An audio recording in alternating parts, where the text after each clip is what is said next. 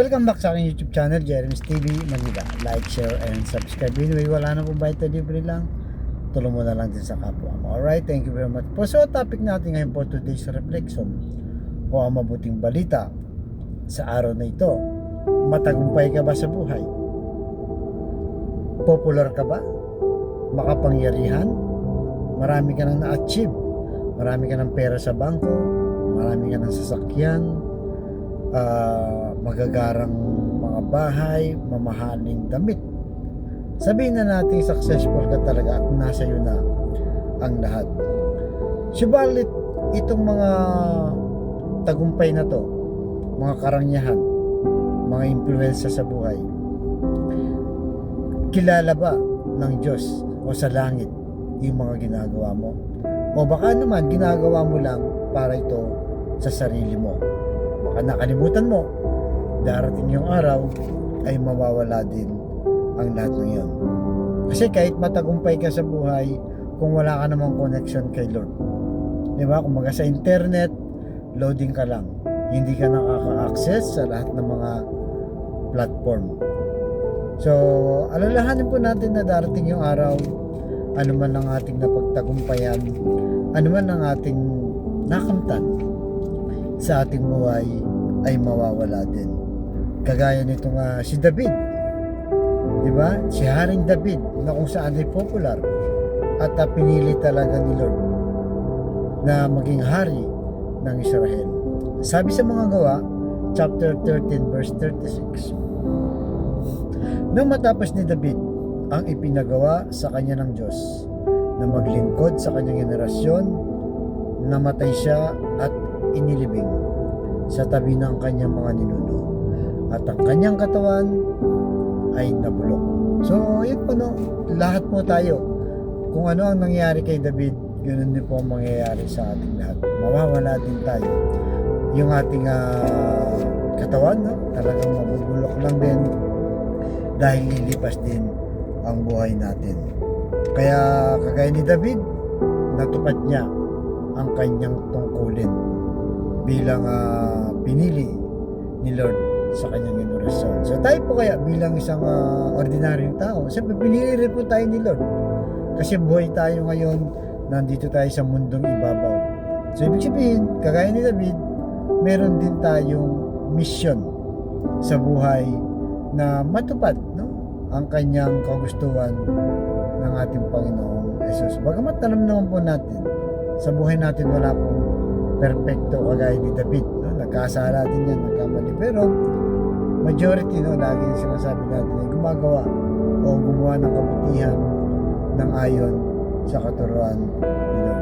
Kaya yan po, no, yan po ang purpose natin sa buhay, kung bakit tayo nandito sa mundong ibabaw.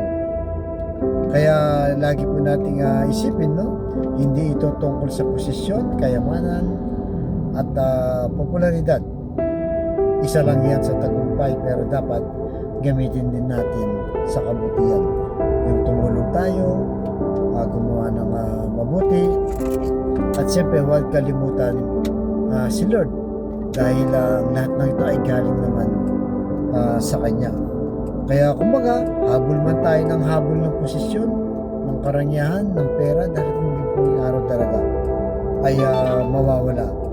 Kaya kumbaga, sa panahon natin ngayon, yung mga korap na opisyal na mainit na pinag-uusapan sa ating bayan, yung mga nasa posisyon na nagkakamal ng kayamanan,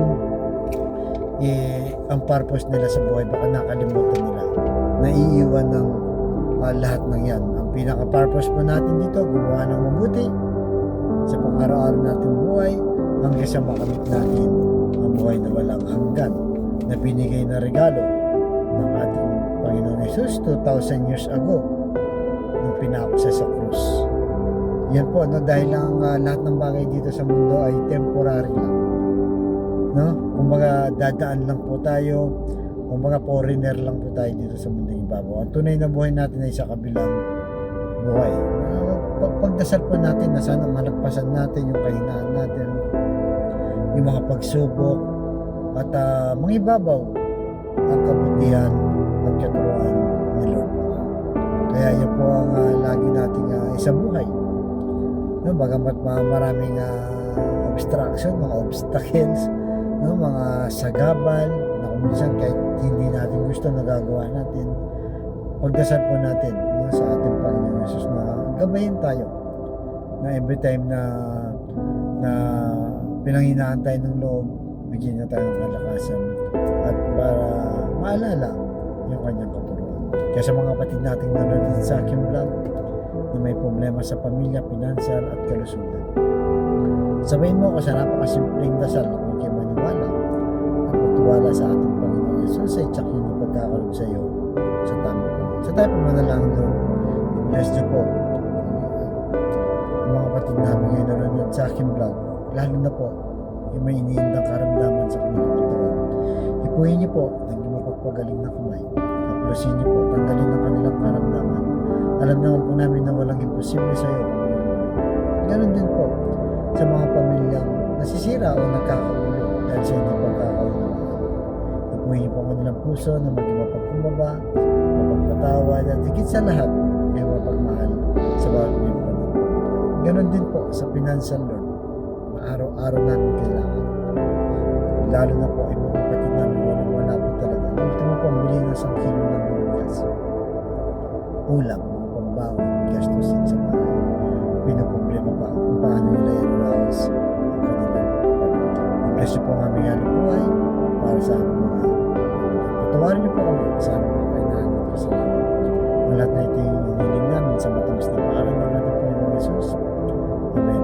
To God all be the glory. Sa ngalan ng Panginoon Jesus. Thank you very much po and God bless.